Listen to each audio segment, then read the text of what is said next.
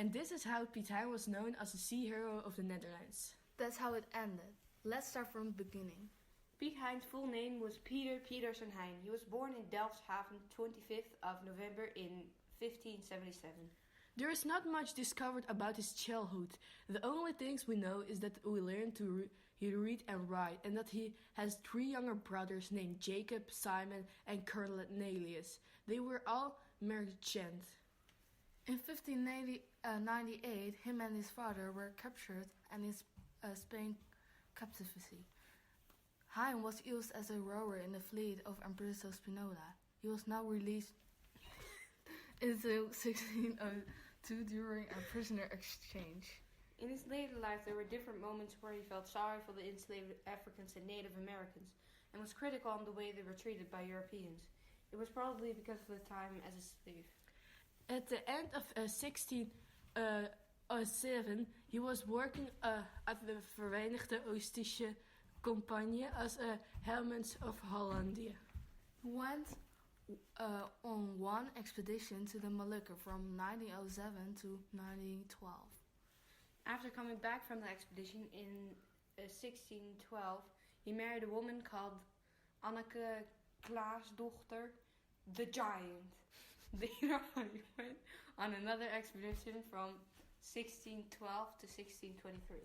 Later on, he worked with the WIC, also known as West India Company. He made 3 trips, one of them being Silver Fleet, I think. Fun fact, there's a song about him. Really? How does it go?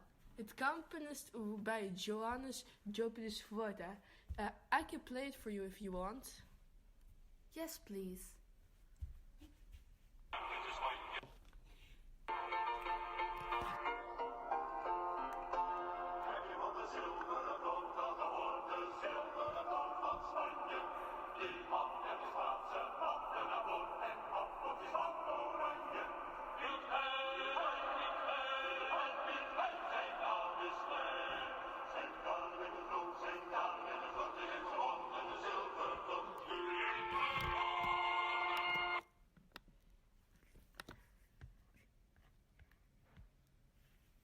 Oh wow, what an amazing song, man. But now that we have heard the song, what was the Silver Fleet? That's simple. The fleet was an unusual convoy of ships in the 16 and 17 countries, in which valuables from the Spanish colonies in America were shipped to Spain. In the Netherlands, the Silver Fleet is the best known in the conquest by Piet Hein in 1628.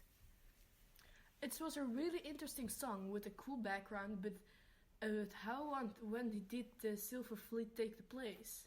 Piet Hein made a plan on behalf to the West India Company, WIC, in 1626 to hijack the Silver Fleet and ship the valuables to the republics on the semi-united Netherlands.